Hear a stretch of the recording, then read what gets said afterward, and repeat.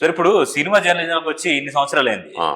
అప్పటికి ఇప్పటికి అంటే మీరు మొదట్లో వచ్చినప్పటికీ అండ్ ఇప్పుడున్న జర్నలిజానికి గల తేడాలేంటి? ఏమైనా డార్క్ సీక్రెట్స్ లాంటివి లేకపోతే ఏమైనా విషయాలు ఉంటే చెప్పు. అంటే కాలం మారే కొద్దీ అన్నీ మారుతూ ఉంటాయి. ఓకే. నేను సినిమా జర్నలిజంలోకి వచ్చేప్పటికి జర్నలిస్టుగా ప్రెస్ మీట్లకు వచ్చేప్పటికి 24 మంది జర్నలిస్టులు ఉన్నారు. నేను 25 వాడిని మొదట్లో.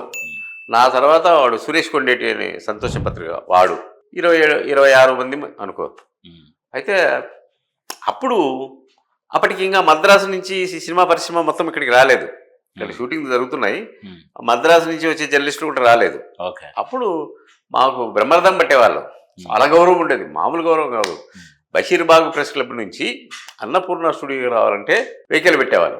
ఇప్పుడు ఎంత దూరమైనా సొంత వెహికల్ వేసుకుని పోవాల్సిందే. నానక్రాంగ్ స్టూడియోలో, నానక్రాంగ్ కూడా రామానాయుడు సినీ విలేజ్ అనే దాని పక్కన, అప్పటికి ఇది పుట్టలే, పక్కన మామిడి తోట ఉంటే ఆడ షూటింగ్ జరుగుతుంటే త్రిపురనేని మహారథి అంటే ఇప్పుడు చిట్టిబాబు అనే ఒక ఆయన ఉంటాడు, వాళ్ళ నాన్న.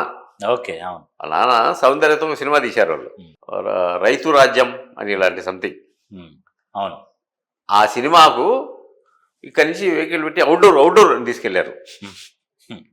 అంత అమాయకంగా ఉండేది, అంత దూరంగా అనిపించేది. అప్పటికి ఇంకా సిటీ డెవలప్మెంట్ కాలేదు.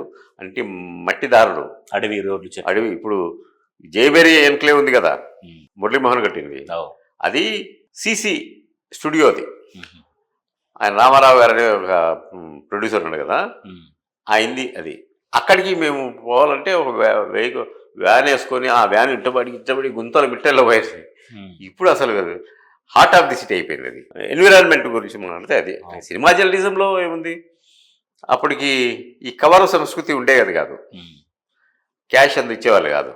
అప్పుడు చెంబులు, తపేలాలు, గోడ గడియారాలు అది ఉండేది. ఎప్పుడైతే మద్రాసు నుంచి జర్నలిస్టులు ఇక్కడికి వచ్చారో అప్పుడు ఈ కవర్ సంస్కృతి అనేది మొదలైంది. అప్పుడు దాకా గౌరవం ఉండేది, అప్పుడు ఉండే గౌరవం పోయింది. మా దాని తర్వాత ఛానల్స్ వచ్చినాయి, శాటిలైట్ ఛానళ్ళు. అప్పుడు సిటీ కేబుల్ ఉండే, మళ్ళీ జెమిని, ఈటీవీ, మా టీవీ, ఇట్లా వచ్చి మంది ఎక్కువయ్యారు. మంది ఎక్కువయ్యాక మన మధ్యకి పర్సన్ అవుతుంది కదా.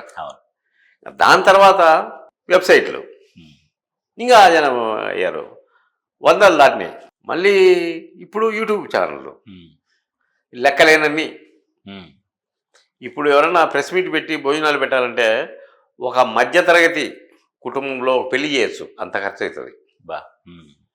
అప్పుడంటే బాగా పోతే చాలా గౌరవం ఉండేది, ప్రెసర్లు వచ్చారని. ఇప్పుడు ఇట్లా చూసి అమ్మ సంత అంటున్నారు.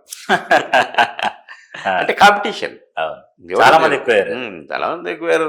మనిషికో యూట్యూబ్ ఛానల్ ఉంది, మనిషికో వెబ్సైట్ ఉంది. అప్పట్లో ఐఎమ్ ఓన్లీ 1 పర్సన్. ఏంటి, ల్యాప్టాప్లో టైప్ చేసి అప్పుడప్పుడు అప్లోడ్ చేసేవాడిని idealbrain.com అనే దాంట్లో. ఇప్పుడు అందరూ ఎవరికి వాళ్ళు సెల్ ఫోన్లో అప్పుడప్పుడు చేస్తున్నారు. నేను నిన్న మన ప్రెస్ మీట్ పోయినప్పుడు అది గమనించాను. అంటే గర్వంగా ఫీల్ అయ్యాను. ఒకప్పుడు ఐఎమ్ ద కింగ్, నేనే హీరో. అందరూ నేను కొట్టి పంపిస్తే అందరూ ప్రింట్అవుట్ తీసుకొని యాంకర్స్కి ఇచ్చుకునేవాళ్ళు. ఛానళ్ళ వాళ్ళైతే, డైలీస్ వాళ్ళైతే నా న్యూస్ చూసి వాళ్ళు న్యూస్ వాళ్ళు రాకపోయినా కూడా అలాంటి ఒక జీవితాన్ని అనుభవించా. అట్లా చాలా మార్పులు వచ్చినాయి. అంటే ఒకప్పుడు ప్రెస్, సినిమా యాక్టర్స్ ఇంటరాక్షన్ ఉండేది.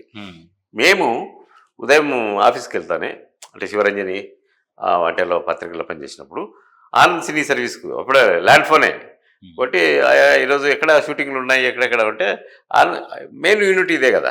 వీళ్ళు చెప్పేవాళ్ళు పలానా చోట పలానా చిరంజీవి షూటింగు, పలానా చోట నాగార్జున షూటింగు, లేకపోతే ఇంకో చోట శ్రీకాంత్ షూటింగు అని చెప్తే నోట్ చేసుకునేవాళ్ళం.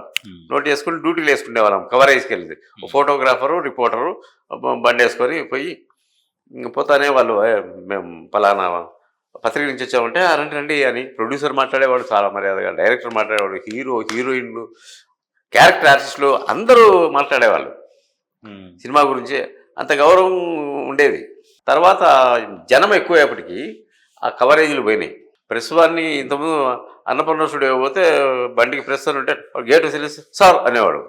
ఇప్పుడు ప్రెస్ అనిలే గీసిలే, ఎవరు లోపల ఎంత పని నీకు అని వాడికి ఫోన్ చేసి పంపించేయాల్సినంత సిచ్యువేషన్ వచ్చింది. అంటే కాలానుగుణంగా మార్పులు సంభవించి విస్తృతమైపోయింది కదా. ఓకే. అది కాకుండా జర్నలిజం తీరులో కూడా మార్పు వచ్చింది. అప్పుడు ఎవరు రాసేవాళ్ళు కాదు, ఏది యాంటీగా రాసేవాళ్ళు కాదు. జరిగిన కూడా ఉదాహరణ కూడా చెప్తా. నిప్రభ షూటింగ్ సమయంలో విజయశాంతికి పెళ్ళి అయింది. శ్రీనివాస్ ప్రసాద్ అని ఆయన్ను పెళ్లి చేసుకుంది. అది ఎందుకో వాళ్ళు రానిలేదు, ఆ న్యూస్ స్ప్రెడ్ కానీలేదు. అందరికి చెప్పి పెళ్ళయింది వాస్తవమే కానీ ఎవరు రాయొద్దని చెప్తే అందరు మర్యాదగా ఉన్నారు. ఇప్పుడు ఊరుకుంటారా? పెళ్లి చేసుకోకుండానే వీళ్ళే పెళ్లి చేసి వార్త చెప్తారు, ఫలానాలు పెళ్ళయిందని.